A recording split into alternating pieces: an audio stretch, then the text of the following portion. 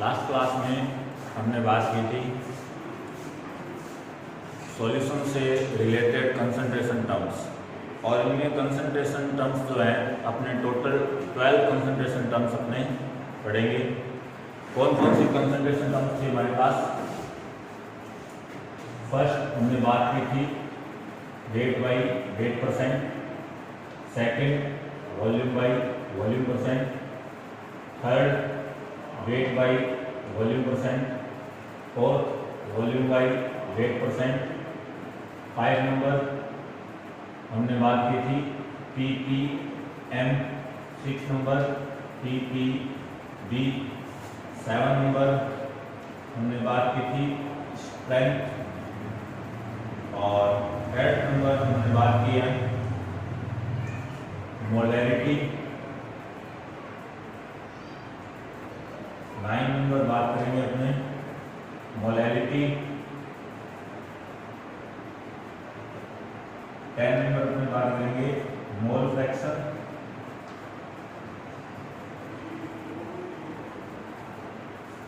और 11 नंबर बात करेंगे अपने सॉल्युबिलिटी, और finally normality.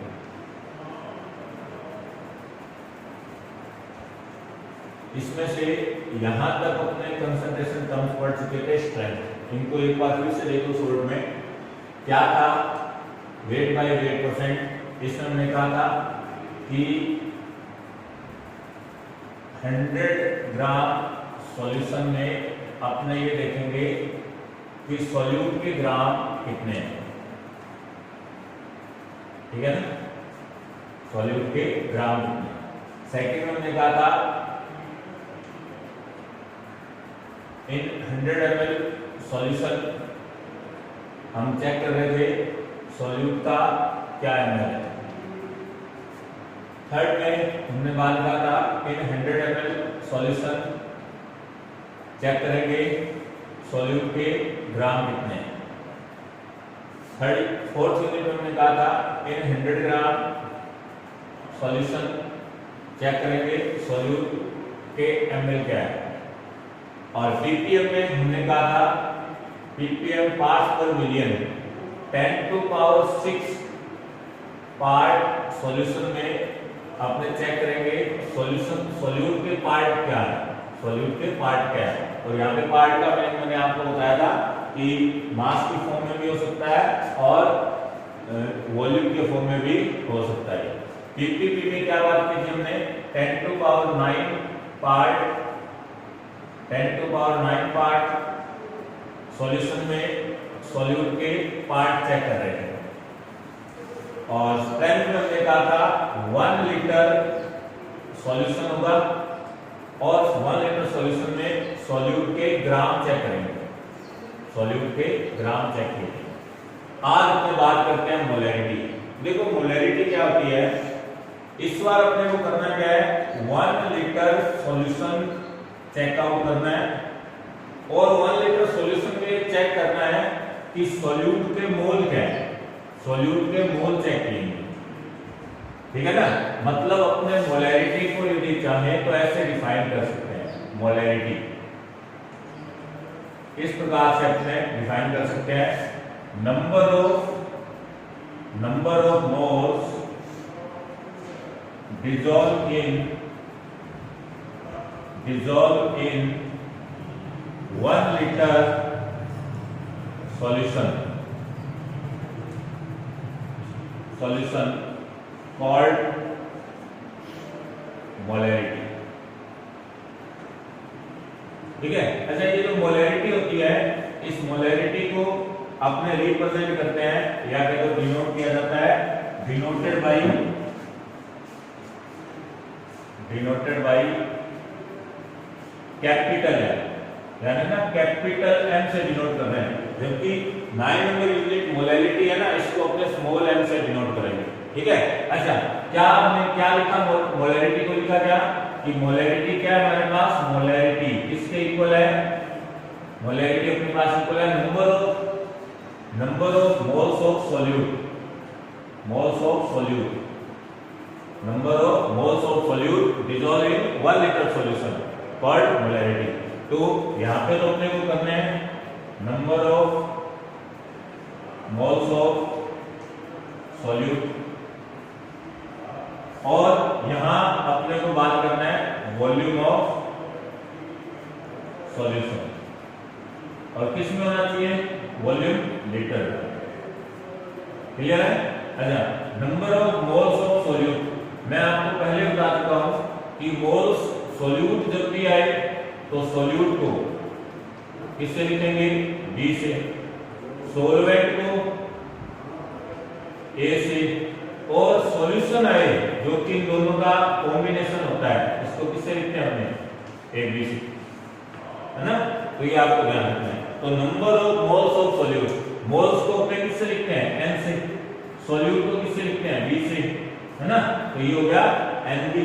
Volume of solution, तो वॉल्यूम बी सॉल्यूशन का है तो अपने लिखेंगे बी ए बी, और ये लीटर, ठीक है। अच्छा, आप ये भी जानते हो कि भाई मैं इसको इस प्रकार में लिख सकता हूं W B upon M B into V A B litre में, ठीक है। क्योंकि मैंने आपको बता रखा है नंबर ऑफ मोल्स जो होते हैं ना वो कैसे काउंट किए जा सकते हैं। 3 मेथड आपको मैंने बता रखे हैं मोल कंसेप्ट के अंदर, है ना।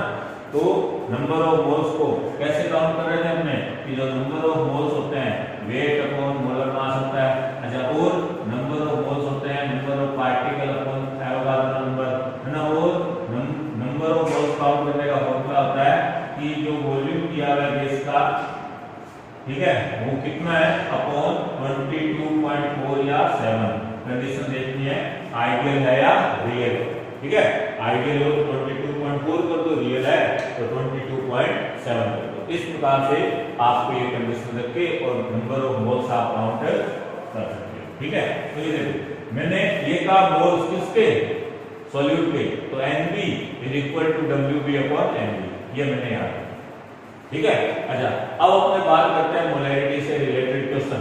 क्वेश्चन है इस प्रकार से अपने क्वेश्चन दे सकते हैं। तो देखो मान लो मैंने ये क्वेश्चन दिया, मैंने एक क्वेश्चन लिखा इस प्रकार से कि ये हमारे पास सॉल्यूशन है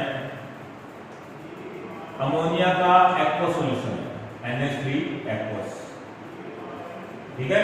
और मैं ये कहता हूं कि इसका जो वॉल्यूम है वो आपको गिवन है, और इस वॉल्यूम में जो WB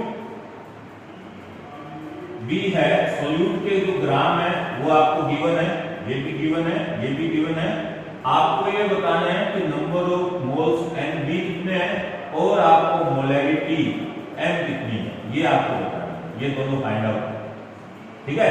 क्वेश्चन फर्स्ट में मैं आपको कह रहा हूं suppose that in NH3 aqueous solution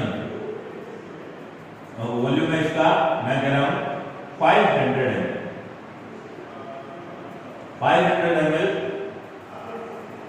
NH3 aqueous solution contain 17 gram ammonia.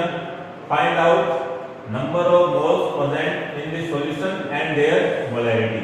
Clear है? तो देखो कैसे कम करेंगे। अच्छा, अब देखो ammonia NH3 molar mass nitrogen का कितना होता है 14, हाइड्रोजन का 1, तो 3 हाइड्रोजन है तो 3 प्लस हो गया 17। तो अपने पास मोलर मास कितना आ गया अमोनिया का? अमोनिया का मोलर मास होता है 17 ग्राम, है ना।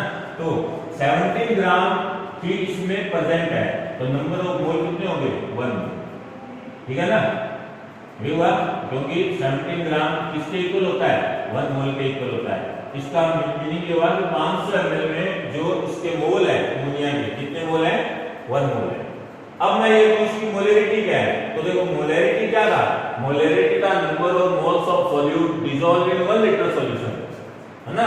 मतलब अपने को 1 लीटर सॉल्यूशन में मोल देखने हैं सॉल्यूट के। जब 500 ml में 1 मोल है तो 1000 ml में कितने होंगे 2 मोल, तो अपने आंसर लिखेंगे 2m, ठीक है। ये हमारा आंसर है। चलो सेकंड क्वेश्चन हो देखो। मान लो मैं इस प्रकार से कहता हूं, मैंने इस प्रकार से कहा सेकंड क्वेश्चन में कि 2 litre NH3 aqueous solution contain 17 gram ammonia find out number of moles of ammonia in the solution and their molarity. ठीक है, तो कह रहा है 2 लीटर में 17 ग्राम है, मतलब 17 ग्राम और 17 ग्राम किसके इक्वल होता है? 1 मोल के इक्वल। तो ये तो 1 मोल आ गया है ना, और ये 1 मोल किसमें है? 2 लीटर में है।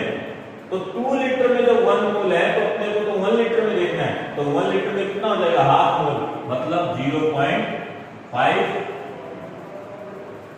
क्लियर होगी बात ये? क्लियर। चलो एक क्वेश्चन और देखो। मान लो मैंने ये कहा in 1 litre NH3 aqueous solution 68 gram ammonia is present. Find out number of moles of ammonia in this solution and their molarity. तो देखो 68 ग्राम है, हमें पता है कि 70 ग्राम 1 मोल के इक्वल होता है, तो 68 ग्राम में कितना हो जाएगा? 4 मोल, क्योंकि 70 में 1 मोल है, 34 में हो गए 2 और 68 में हो जाएंगे 4। तो यहाँ पे नंबर ऑफ मोल्स तो कितने आ गए? 4 मोल। 1 लीटर में 4 मोल है और हमें 1 लीटर में तो देखना है कि नंबर ऑफ मोल्स कितने हैं, तो 4 है। आंसर क्या लिखेंगे? 4 एम लिख दो, कैपिटल एम लिख दो, या लिख दो मोल पर लीटर। ठीक है, याद रखना इसकी यूनिट क्या होती है? मोल पर लीटर होती है। अच्छा, मैं एक बात और बताऊं, लास्ट क्लास में जो मैंने ये स्ट्रेंथ की बात की थी, शायद बता दिया और मैंने नहीं भी बताया तो जान को। स्ट्रेंथ जो है ना, जिसकी यूनिट हमने कहा था ग्राम पर लीटर, तो कॉमन वे में आपको जब भी कंसंट्रेशन की डेफिनेशन पूछी जाए तो आप ये डेफिनेशन दोगे स्ट्रेंथ।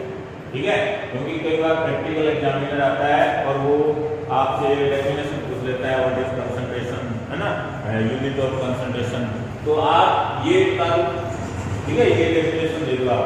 फिर इसके अलावा वो मोल पर लीटर या कुछ कहे तो आप देखो हाँ सर ये भी हो सकती है। ठीक है ना, क्योंकि ये सारे कंसंट्रेशन टर्म्स ही है। बस यही है कि जनरल वे में ये जो स्ट्रेंथ है ना, इसका मीनिंग अपने कंसंट्रेशन से लेते हैं। ठीक है, तो ये आपको समझ में, ये ध्यान में रखना आपको। अब अपने नेक्स्ट यूनिट बात कर रहे हैं मोलैरिटी। क्लियर है?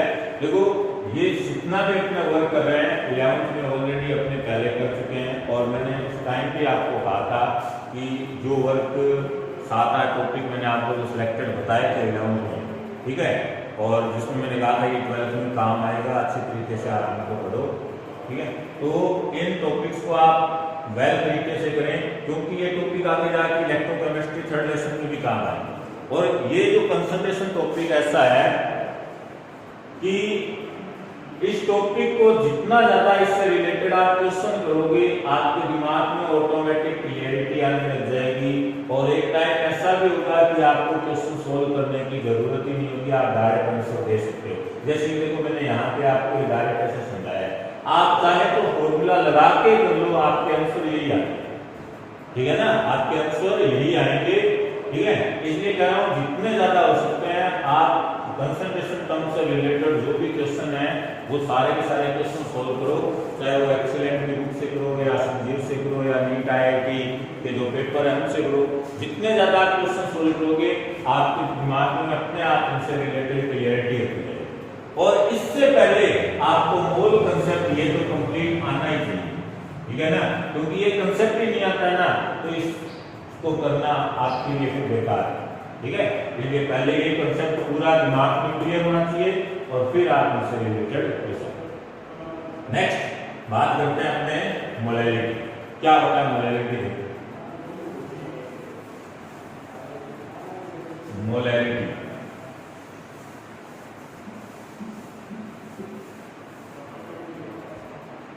Molarity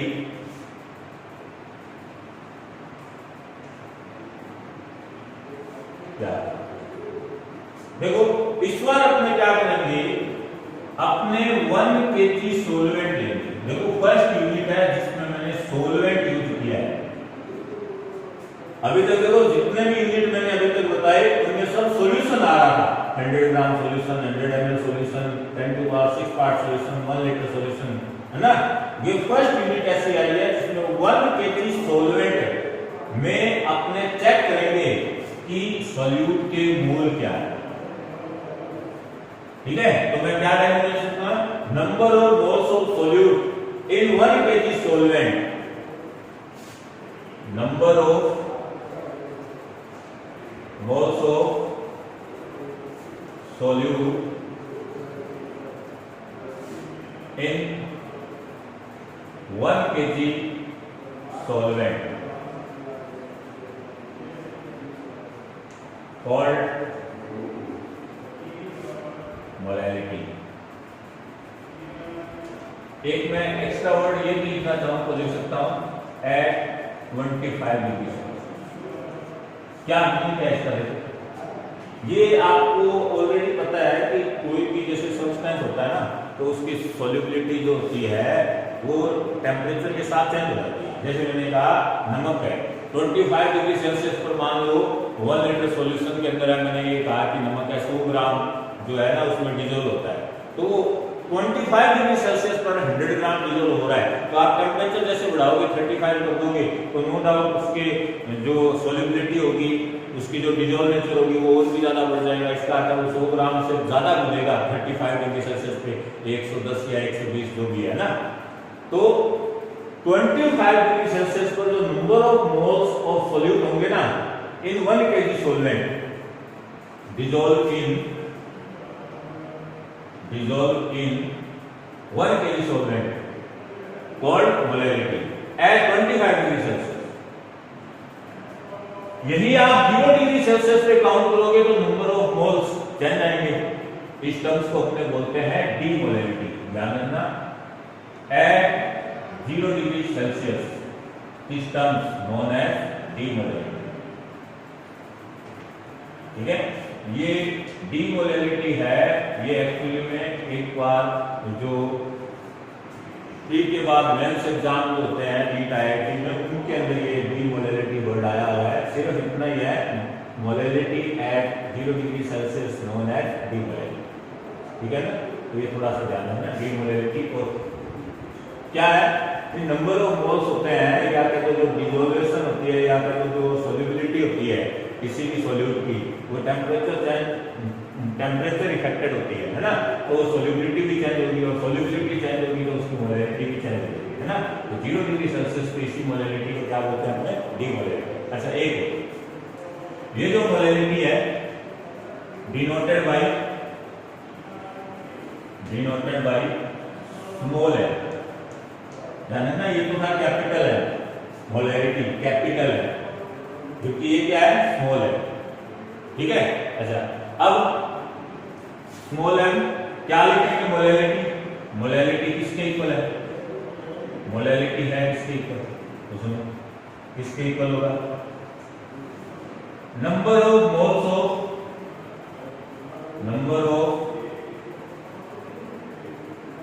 moles of solute. ठीक है, क्या कहेंगे, वेट ऑफ सॉल्वेंट। अच्छा, किसमें, केजी। क्या लिख सकता हूं मैं, small M is equal to number of moles of solute. क्या होते हैं, मोल्स को एन से लिखते हैं, स्मॉल एम से, और सॉल्यूट के लिए भी वेट ऑफ सॉल्वेंट, वेट को डब्ल्यू से लिखते हैं और सॉल्वेंट को वी से, तो डब्ल्यू वी किसमें, केजी।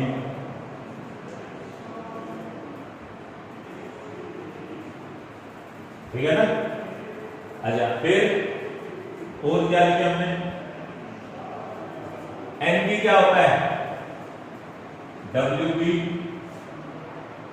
Upon MB. ठीक है, और इनटू डब्ल्यू बी केजी। ठीक है, ध्यान रखना, यहां पे ये जो है ये ग्राम में है, ये भी ग्राम में है, लेकिन ये केजी में। ठीक है, ये चीज है। एनबी के अंदर जो डब्ल्यू अपॉन एम लिखते हैं ये डब्ल्यू ग्राम में है और मोलर मास है ये भी ग्राम में। ठीक है, और ये अपना रहेगा केजी में। तो क्वेश्चन आप करना चाहो तो क्वेश्चन आप इससे रिलेटेड एक क्वेश्चन मैं आपको दे देता हूं, एक बार में से सुन लो। मोलैरिटी क्या है, number of moles of solute dissolved in 1 kg solvent called molarity at 25 degree Celsius. but at 0 degree Celsius it's known as demolarity, denoted by small m. ये फॉर्मूले है। क्वेश्चन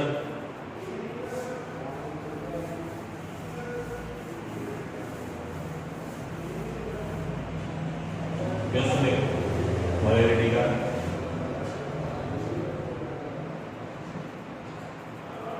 क्वेश्चन है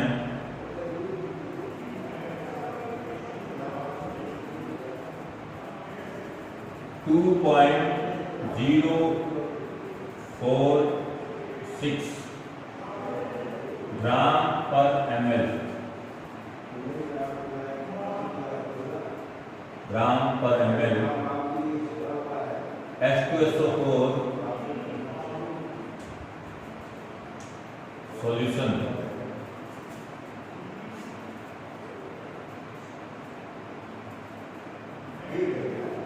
having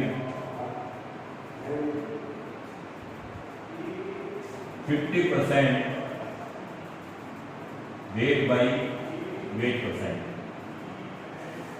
Calculate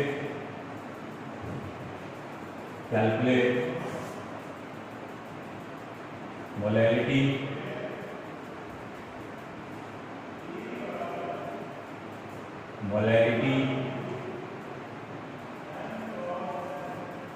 calculate molarity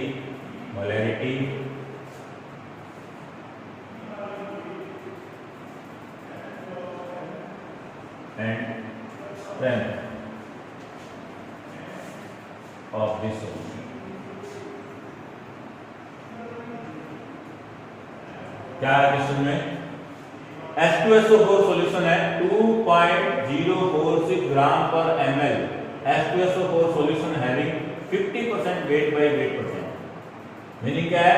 ग्राम पर ml किसकी unit होती है? Density की, ठीक है? मतलब 1 ml का 2.046 ग्राम और वेट बाय वेट परसेंट है 50%। मतलब ये मान लो जैसे 100 ग्राम होता तो 50 ग्राम वाटर होता और 50 ग्राम में क्या होता?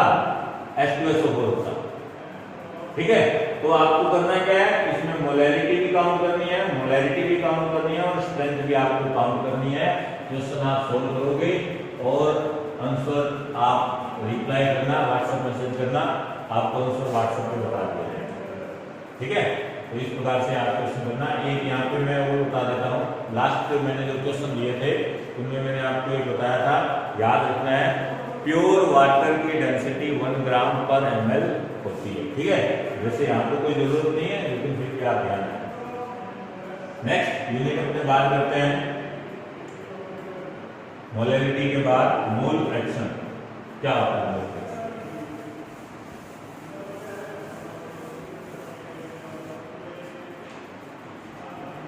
देखो मोल फ्रैक्शन क्या होता है? किसी भी कंपोनेंट का जो मोल फ्रैक्शन होता है ना, मोल फ्रैक्शन एक्चुअली में सॉल्यूशन का ही निकालते हैं। मोल फ्रैक्शन अपने किसी कंपोनेंट का ही निकालते हैं। क्या होता है मोल फ्रैक्शन? सबसे पहली बात तो आपको याद रखना है, mole fraction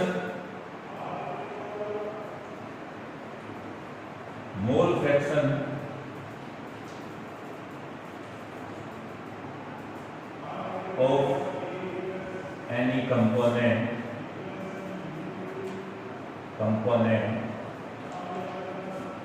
is denoted by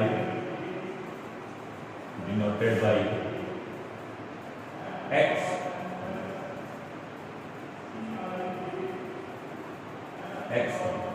क्या मीनिंग है? जैसे मान लो मैंने ये कहा कि कोई सॉल्यूशन है और उसमें कंपोनेंट है ए बी सी कंपोनेंट है इन सॉल्यूशन, ठीक है? तो मैं ये कहूं कि मोल fraction of any component is denoted bye x component. मतलब ए का लिखना चाहूं तो मैं क्या लिखूंगा? एक्स ए। बी का लिखना चाहूं तो मैं क्या लिखूंगा? X B. सी का लिखना चाहूं तो मैं क्या लिखूंगा? एक्स सी, ठीक है? अच्छा, मोल फ्रैक्शन होता है क्या है? मोल फ्रैक्शन होता है जो सॉल्यूशन है उसमें जो भी कंपोनेंट है उन कंपोनेंट्स के मोल्स का सम कितना है, ठीक है, और उस कंपोनेंट के मोल कितने हैं उनका रेशो, मतलब इस ए कंपोनेंट के मोल क्या है Na, अरे टोटल मोल्स जो टोटल कंपोनेंट जो है उनके मोल्स का सम क्या है Na plus Nb plus Nc,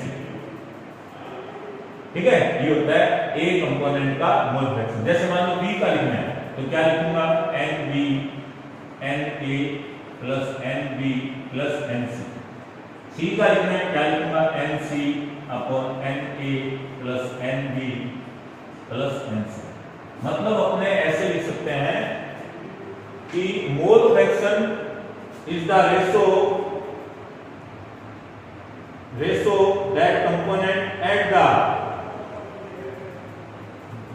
mole fraction is the ratio moles of that component and all sum of the all moles of all components, clear है। तो इस प्रकार से आप मोल फ्रैक्शन को आप डिफाइन कर सकते हो। नेक्स्ट अपने अच्छा एक चीज और याद रखो कि जो मोल फ्रैक्शन का जो सम होता है ना वो ऑलवेज 1 रहता है। दैट मींस ये रहा, इस चीज को याद रखें कि XA plus XB plus XC, ठीक है, ये ऑलवेज कितना रहेगा, ऑलवेज 1 रहेगा, ठीक है। मतलब कंपोनेंट चाहे कितने भी हो, 2 हो 3 हो 4 हो 5 हो n कंपोनेंट हो, कितने भी कंपोनेंट हो, मोल फ्रैक्शन का जो सम रहेगा किसी भी सॉल्यूशन के लिए वो हमेशा कितना रहता है, 1 रहता है। इस चीज को आपको ध्यान में रखना है। भले आप इसको मैथमेटिकली चाहो तो आप इसको प्रूव भी कर सकते हो, ठीक है ना, किसी पर्टिकुलर कोई क्वेश्चन लेके प्रूव कर दो या फिर आप इससे भी डायरेक्ट प्रूव कर सकते हो, ठीक है। इन तीनों को कंबाइन करके और मैथमेटिकली आंसर निकालोगे तो आ जाएगा 100, ठीक है। तो इस प्रकार से आपको ध्यान में रखना है। एक बार फिर ध्यान दो, मोल फ्रैक्शन हमने क्या कहा, mole fraction of any component is denoted by x component. होता क्या है, it is the ratio mole of a component and the sum of the all component moles present in solution, clear. चलो next अपने बात करते हैं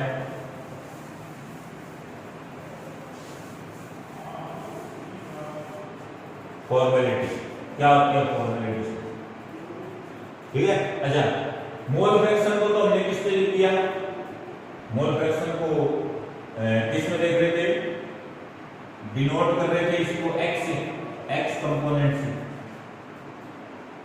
denote कर रहे थे x कंपोनेंट से, इसको स्मॉल m से, इसको कैपिटल M से, है ना।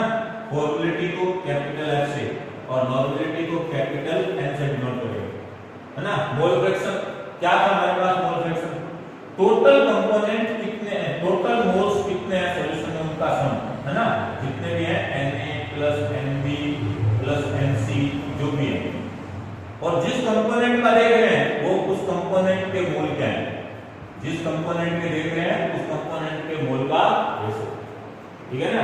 सारे के सारे टर्म्स अपने बटा में कर रहे थे, इसके बटा में, ठीक है। तो ये अपने इसको ले सकते हैं। अच्छा, उसके बाद फॉर्मेलिटी, क्या होता है फॉर्मेलिटी, इस बार अपने को 1 लीटर अगेन सॉल्यूशन लेना है और इसमें अपने को चेक करना है number of formula weight of solute. क्या चेक करना है, number of formula weight of solute. मैं दोनों यूनिट एक साथ बता रहा हूं, ध्यान दो ताकि कवर हो जाए। और इसमें चेक करना है अपने को 1 लीटर सॉल्यूशन में number of gram equivalent, number of gram equivalent of solute. अब अपने को करना क्या है, बस ये समझना है number of formula weight of solute क्या होता है और number of gram equivalent of solute क्या होता है, बस इसको समझना है, ठीक है। ये तो पता चली कि अभी 1 लीटर के पीछे अपने को सॉल्यूट का ये चेक है, ठीक है। तो सबसे पहले तो मैं आपको बात करता हूं फॉर्मेलिटी। तो देखो फॉर्मेलिटी क्या है, फॉर्मेलिटी क्या कहेंगे? Number of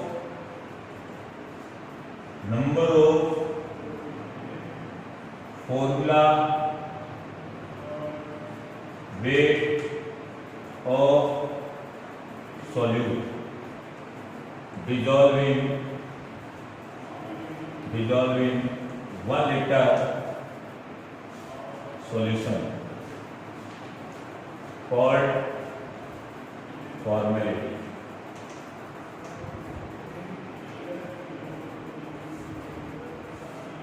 Denoted by capital F. क्या होता है कैपिटल F? नंबर ऑफ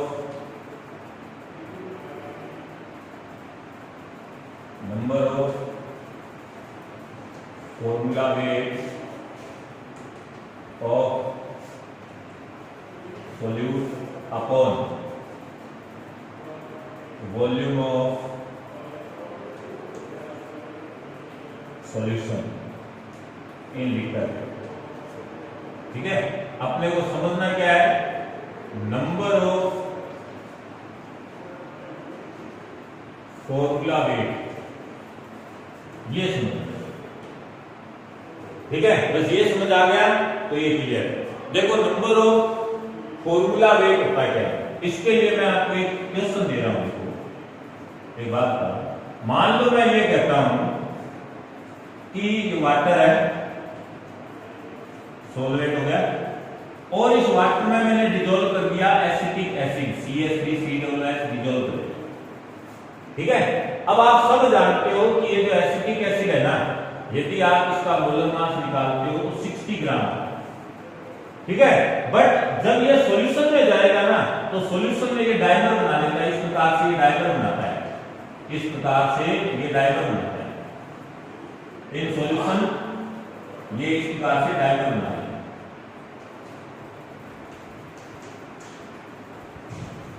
ठीक है, और ये जो इसकी डायमर फॉर्म होती है इन सॉल्यूशन, मोलर मास कितना होता है? मोलर मास होता है 120 का। बस इस चीज को ध्यान रखना। ठीक है, तो करना क्या है? अच्छा, इस केस को अपने क्या बोलते हैं? एसोसिएशन हो गया। क्या हो गया ये? एसोसिएशन। ठीक है ना, मतलब दो पार्टिकल आपस में जुड़ जाए, एसोसिएशन। अब एसोसिएशन का टाइप कौन सा है? ट्राइमराइजेशन, है ना। जैसे कई बार तीन पार्टिकल होते हैं वो आपस में मर्ज हो जाते हैं, ट्राइमराइजेशन, है ना। तो इस प्रकार से तो ये एसोसिएशन हो गया। In case of association formality concentration terms also used as concentration. Clear है? क्या कहेंगे? नंबर ऑफ फॉर्मूला वेट क्या होता है कि आपको वेट दिया हुआ कितना है? वेट ऑफ सॉल्यूट कितना दिया हुआ है चेक करो। जैसे मान लो मैंने ये कहा कि वेट ऑफ सॉल्यूट, मैंने ये कहा इसके अंदर डिसॉल्व किया, मैंने ये डिसॉल्व किया, इसके अंदर 240 ग्राम डिसॉल्व किया।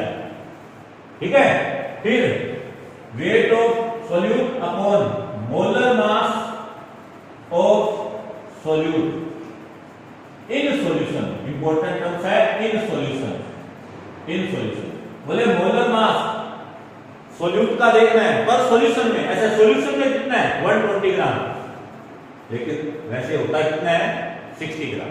पर सॉल्यूशन में मोलर मास एक पार्टिकल का देखेंगे तो एक पार्टिकल इसका किसके इक्वल है? डायमंड की फॉर्म में है तो 120 ग्राम, है ना। तो आपको क्वेश्चन में कितना ग्राम दिया है? 240 ग्राम आपने डिसॉल्व किया है, 240 ग्राम आपने डिसॉल्व किया है। और आपको कहते कि calculate the number of formula weight of acetic acid, ठीक है, in water when 240 gram acetic acid dissolve in water. तो देखो फॉर्मूला वेट कितना आपने डिसॉल्व किया? 240 ग्राम। वाटर में इसका मोलर मास कितना है? 120 ग्राम। कितना आ गया? 2। ये तो नंबर ऑफ फॉर्मूला वेट कितना आ गया? 2। अच्छा, आपको मैं ये कह देता कि जो आपने डिसॉल्व किया ना, जो आपने डिसॉल्व किया और जो सॉल्यूशन बना, इस पूरा सॉल्यूशन डिसॉल्व करने के बाद में ये जो सॉल्यूशन बना इसका मैं वॉल्यूम कह देता। कि इसका जो वॉल्यूम है मैं कहता 240 gram acetic acid dissolve in water and form 2 litre aqua solution of acetic acid. Calculate the formality of this solution. तो देखो 2 लीटर में कितना आया ग्राम फॉर्मूला वेट कितने आए 2 है ना, तो 1 में कितना आ जाएगा 1, मतलब यहां आंसर क्या था फॉर्मेलिटी का आंसर 1F, ये आपका आंसर।